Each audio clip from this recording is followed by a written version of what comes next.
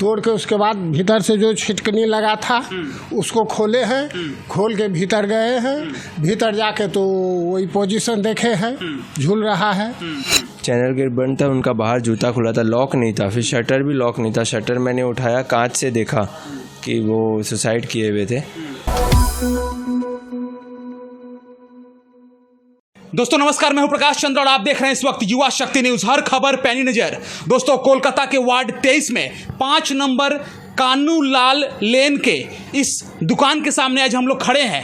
रात 12 बजे 26 जून को एक बेटा अपने पिता को खोजते खोजते जब अपने दुकान पर पहुंचा तो क्या देखता है, उसके हाथ पांव देखकर फूल जाते हैं जो उसने घटना देखी। और उसके बाद क्या हुआ हम लोग आपको एक एक बात बताएंगे, लेकिन उसके पहले इस दुकान को देखिए कि पुलिस ने कैसे सील कर दिया है।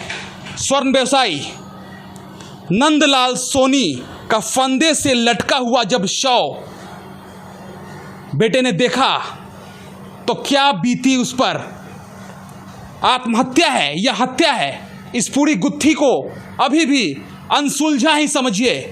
पुलिस की कार्रवाई हो रही है, चल रही है, मामला कोर्ट के भी अधीन हो चुका है, लेकिन अभी तक नंदलाल सोनी की पत्नी को न्याय नहीं मिला है। अभी तक सारी बातें जो हैं वो बेपर्दा नहीं हुई है।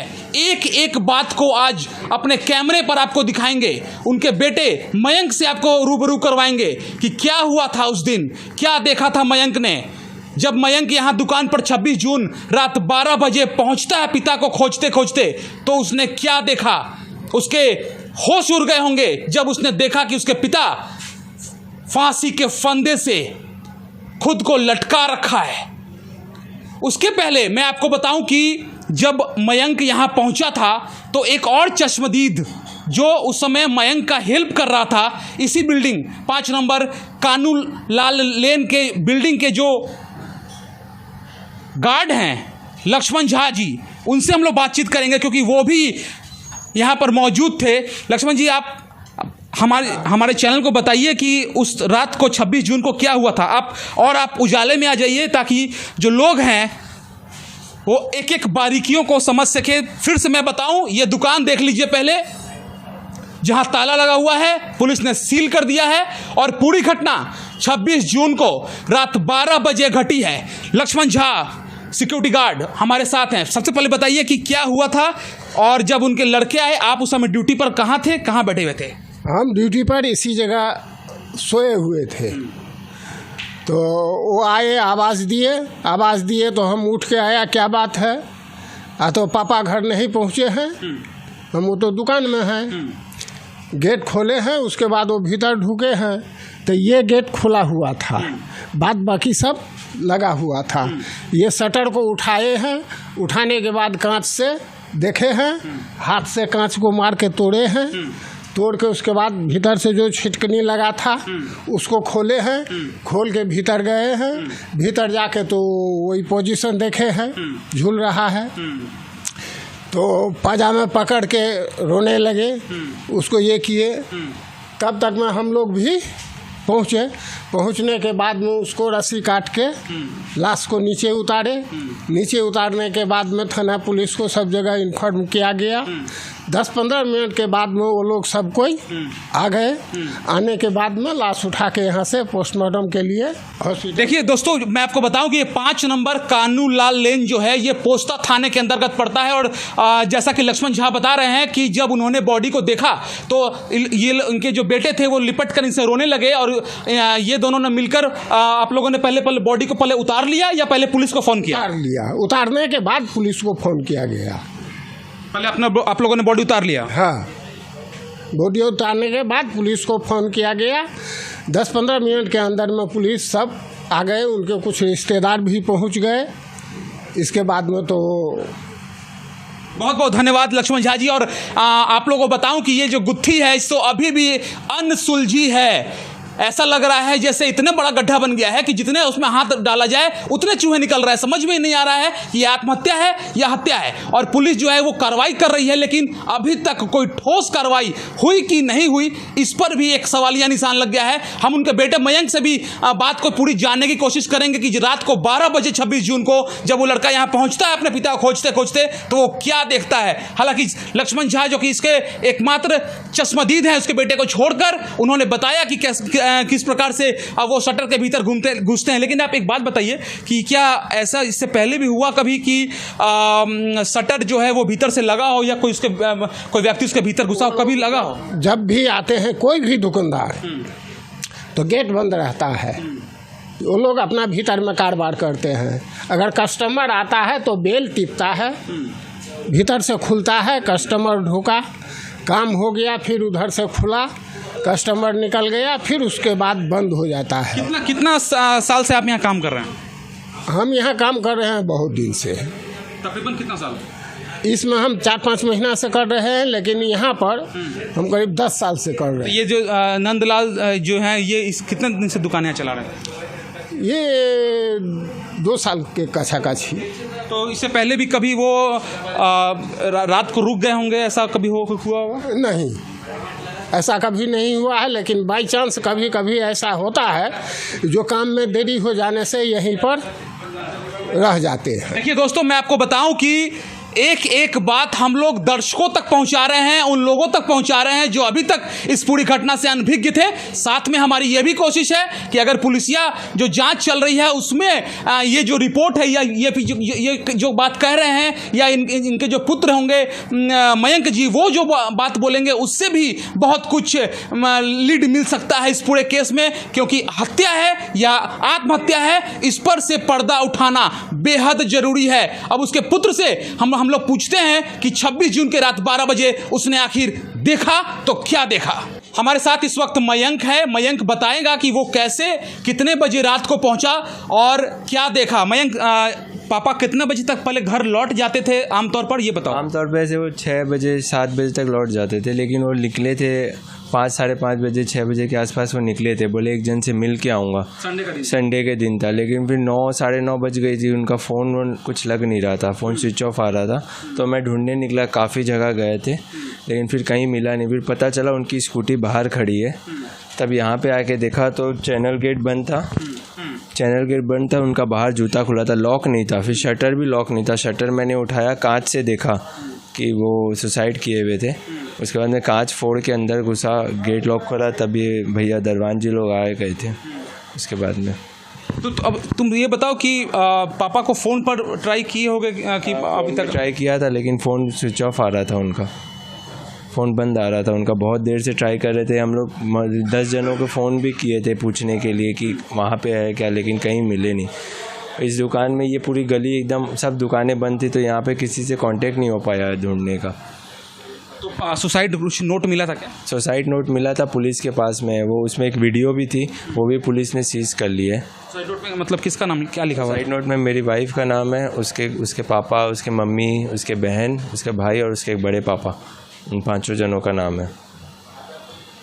तो आखिर क्या मतलब घर में क्या झमेला चल रहा था जो इस प्रकार के? घर में बहुत दिनों से लड़ाई चलती थी, हमेशा लड़ाई होती थी। मेरी वाइफ हर बात में, छोटी छोटी बातों में लड़ाई करती थी। घर में बहुत चिल्ला चिल्ली, गलत एलिगेंस लगाना, गंदी गंदी बातें करना। तो हमेशा ये होता था, उसके घर वालों को फ़ोन करते थे, वो लोग आते थे, फिर वापस कुछ ना कुछ बहाने बना के कि ठीक हो जाएगी इस टाइप की बातें करके वो चले जाते थे झूठी। और हर समय एक धमकी मिलती थी उनको कि अगर मैं आप कुछ करोगे तो मैं आप में रेप केस का लगा दूंगी। तो बहुत हम लोगों ने कोशिश किया, घर में कैमरा लगाने की भी कोशिश किया, लेकिन वो भी हर छोटी छोटी बातों में लड़ाई होने लग गई। फिर पापा ने सोचा कि 2 रूम के 2 फ्लैट ले लेंगे, जिसमें मैं और मेरी वाइफ अलग रहेंगे और वो अलग रहेंगे। तो उन लोगों के घर से धमकियाँ आने लगी कि आप लोग को कहीं भी जाना है तो जाओ। वो कहीं नहीं जाएगी, दिव्या सोनी, वो कहीं नहीं जाएगी। वो बोलती है कि मैं इसी घर में रहूँगी, मैं कहीं नहीं जाऊँगी। शादी कितने दिन पहले हुई? 8 साल हो गए उस शादी को। बच्चे हैं? 2 बच्चियाँ हैं मेरी। तो मतलब वो आपकी वाइफ फिर चाहती क्या चाहती है? वो चाहती है, वो कुछ नहीं चाहती, उसको खाली लड़ाई झगड़ा से करने से मतलब है। वो ना मेरे साथ रहना चाहती, ना मेरे माँ बाप के साथ रहना चाहती है। वो बस अकेले अपने घर में, उसको और किसी से मतलब नहीं है, कोई चीज़ से मतलब नहीं है। हर छोटी छोटी बातों में, कुछ भी छोटी सी बातों में, ना वो बच्चों को किसी से मिलने देती है, ना वो खेलने देती है, ना बात करने देती है, ना खुद किसी से करती है। और सिर्फ अगर मतलब हम लोगों घर वालों को छोड़ के पूरी दुनिया से बात करती है, लड़ाई करती है, सब आराम से करती है। सिर्फ हम लोगों के साथ में उसकी लड़ाई थी। और उसके घर वाले, हम लोग बार बार बोलते थे उसको कि इसको एक बार लेके जाओ, इसको समझाओ, लेकिन कभी ऐसा नहीं होता था। उसके घर वाले भी एकदम फुल सपोर्ट में थे। हर समय उससे कुछ ना कुछ भड़काना, उसको आगे करना, इसी टाइप की बातें होती थी।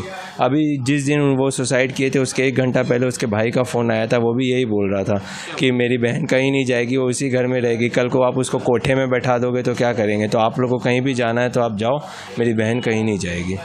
उसी बात से डर के मेरे पापा ने बोला था कि मैं एक बार वहाँ जाता हूँ, किसी से समझता हूँ क्या प्रॉब्लम है।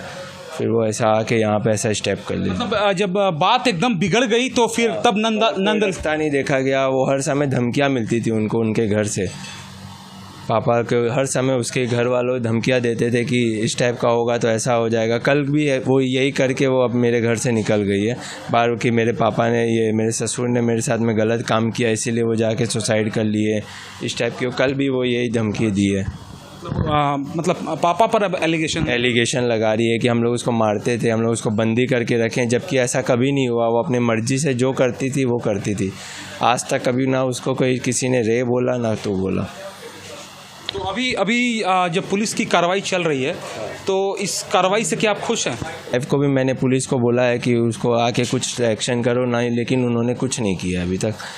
और उसके पापा है वो झूठी हॉस्पिटल में एडमिट है। कभी इस हॉस्पिटल में, कभी हॉस्पिटल में उनकी रिपोर्ट सब ओके है, लेकिन वो फिर भी एडमिट है हॉस्पिटल में। कुल मिलाकर कहा जाए तो ये पूरा जो केस है ये उलझता चला जा रहा है। जैसा कि मयंक ने बताया कि नंदलाल सोनी की जो पुत्र वधू हैं दिव्या और इनकी जो धर्मपत्नी है, इन्होंने उन पर लांछन लगाए या बहुत सारे एलिगेशंस लगाए। लेकिन उस दिन आखिर हुआ क्या था एग्जैक्ट ज़रा बताएं, क्योंकि 26 जून को ये पूरा मामला हुआ। तो आखिर क्या प्रेशर दिया गया नंदलाल सोनी पर? बड़ा बाजार के पोस्ता में इनकी दुकान है, स्वर्ण व्यवसायी नंदलाल सोनी। आखिर क्या रविवार का दिन था, रविवार को पूरा बड़ा बाजार बंद रहता है। उस दिन वो स्कूटी से दुकान आए, दुकान आने के बाद उन्होंने ये इतना बड़ा स्टेप ले लिया, अपनी लीला समाप्त की। हत्या है, आत्महत्या है। पुलिस अभी तक ठोस कारणों पर नहीं पहुंच पाई है। क्या हुआ था एग्जैक्ट बताइए। हम लोग सुबह 26 तारीख को हम लोग सुबह फ्लैट देखने गए थे। मैं, दिव्या और पापा, हम लोग तीनों जन गए थे। तो वहाँ पे जहाँ पे फ्लैट देखने गए थे वहाँ पे भी बहुत हल्ला गुल्ला करने लग गई कि मैं कहीं नहीं जाऊँगी, मैं यहीं रहूँगी। जो फ्लैट में, जिस फ्लैट में हम लोग पहले रहते थे वो वहीं रहेगी, उस टाइप का उसका बात था। फिर हम लोग वहाँ से लेके घर आए। फिर उसके घर वालों का फ़ोन आने लग गया। उसके भाई का फ़ोन आया था पहले मेरे पास में, तो मेरे से बात करने लगे इस टाइप की कि कल को आप उसको कोठे में बैठा दोगे तो क्या होगा, मैं ये घर देख के दिया, मुझे और किसी से मतलब नहीं है, मेरी बहन कहीं नहीं जाएगी, इस टाइप की वो धमकी देने लग गया कि आप लोग को जाना तो आप लोग कहीं भी जाओ। फिर वो अपने भाई से ज़ोर ज़ोर से चिल्ला के बात करने लग गई कि इन लोगों को सबक पता, इन लोगों को सबक मिलेगा, इन लोगों को मैं दिखाऊंगी, इस टाइप की बातें होने लग गई। तो उनको डर लगा कि ये पता खुद को कुछ ना नुकसान ना पहुँचा ले, इस टाइप का हुआ। तो फिर वो बोले कि मैं यहाँ बड़ा बाज़ार आके किसी से, कोई अपने दोस्त से बात करता हूँ। तब वो बड़ा बाज़ार आए लेकिन उनको कोई मिला नहीं। तब इस टाइप का वो 8 दिन बीत चुके हैं और अभी भी मयंक और उसका परिवार जो है वो न्याय की आस में बैठा हुआ है। इसकी पत्नी अभी कहाँ पर है? कल वो चली गई अपने वो घर में किसी के, अपने मासी के पास गई है। पंकज सोनी उसका भाई का नाम, मासी का लड़के का नाम है। कल उसके पास गई, नहीं तो इतने दिन वो हम लोग के घर में थी। कल वो बहुत लड़ाई झगड़ा करके चीज़ों गलत मेरे पास वीडियो भी है उसकी, वो जो पूरी गई है उसकी। तो कल मैंने पुलिस को बुलवा के उसको जहाँ उसको जाना था वहाँ पे उसको भिजवा दिया है। पुलिस कार्रवाई कर रही है और देखने वाली बात होगी कि इसका क्या नतीजा निकलता है। मामला हाईकोर्ट के अधीन हो चुका है और मयंक के जो बड़े पापा के जो बेटे हैं उनसे भी हम लोग बातचीत करेंगे कि जब कभी वो घर पर आते थे तो कैसा माहौल वो देखते थे, वो बताएंगे हम लोगों को। लेकिन उसके पहले देखिए ये जो पूरा जो दुकान है यह पुलिस ने सील कर दिया है। 26 जून की रात को यह घटना घटी जब मयंक पहुंचता है और देखता है शीशे के उस पार कि उसके पिता झूल रहे हैं। देखकर हक्का बक्का हो जाता है। दौड़कर लक्ष्मण जी जो कि यहाँ के दरबान हैं उनको बुला कर लाता है। दोनों मिलकर भीतर घुसते हैं। शीशा को तोड़ा जाता है। फंदे से अपने पिता को ये उतारता है। उसके बाद पुलिस को फ़ोन किया जाता है। पुलिस ने बाकी की आगे की कार्रवाई की है। एक सुसाइड नोट भी पुलिस को मिला है जिस पर इसकी पत्नी और भी 2-4 रिश्तेदारों के नाम लिखे हैं। लेकिन अभी तक मामला जो है वो अनसुलझा हुआ है कि दोष किसका है, हत्या है, आत्महत्या है, गुत्थी कब सुलझेगी, यह यक्ष प्रश्न बन गया है। आइए और देखिए एक और बड़ी बात मयंक बता रहा है। क्या बता? वो सब जितने भी प्रेम सोनी, प्रियंका सोनी और अमरचंद सोनी और संतोष सोनी, चारों जन फरार है। लेकिन उनकी कंटिन्यू बातें हो रही है दिव्या सोनी से, लेकिन पुलिस ना उनको ढूंढ पा रही है, कुछ हो नहीं पा रहा है। वो लोग अपने फ़ोन बंद कर करके कहाँ बैठे हैं किसी को पता नहीं है। चारों के चारों फरार हो रखे हैं, लेकिन उनकी बातें हो रही। मैंने पुलिस को एविडेंस दे रहा हूँ, जो भी मुझे नंबर मिल रहा है उनसे जो बातें करवा रहे हैं। इनके कई भाई है वो कॉन्फ्रेंस में ले लेके उनसे बातें करवा रहे हैं, लेकिन वो सब मैंने दिया है पुलिस को, लेकिन अभी तक किसी का कुछ पता नहीं चला है। मयंक के भाई हैं पीयूष, यानी इनके नंदलाल सोनी, जिनके साथ ये घटना घटी 26 जून की रात को, उनके बड़े भाई के सुपुत्र हैं पीयूष। जब आप घर में आते जाते थे तो क्या देखते थे? घर का माहौल कैसा था? घर का माहौल ऐसे तो ठीक रहता था, लेकिन बहुत बार जब जाते थे तो देखते थे कि वो बहुत मतलब परेशान कर रही है। हर छोटी छोटी चीज़ों को लेकर बहुत बड़ा मुद्दा उठा लिया जाता था। सबसे गंदी चीज़ थी कि जब थोड़ा सा भी कोई मुद्दा होता था तो उसके घर वाले सबसे ज़्यादा इंटरफेयर कर लेते थे। हर छोटी छोटी सी बात को लेकर के उनके मम्मी, उनके पापा, उनके भाई, उनके ताऊजी सब के सब हमारे घर आ जा रहे हैं, एक बड़ी सी मीटिंग हो जा रही है। मतलब एकदम डिप्रेस्ड कर देते थे व्यक्ति को। मतलब उनकी जगह अगर कोई दूसरा व्यक्ति रहता तो शायद वो भी यही अटैम्प्ट करता, क्योंकि सब के सब मिल करके उस पर इतना प्रेशर बना देते थे कि उस व्यक्ति के पास में बोलने के लिए शब्द ही नहीं रहते थे।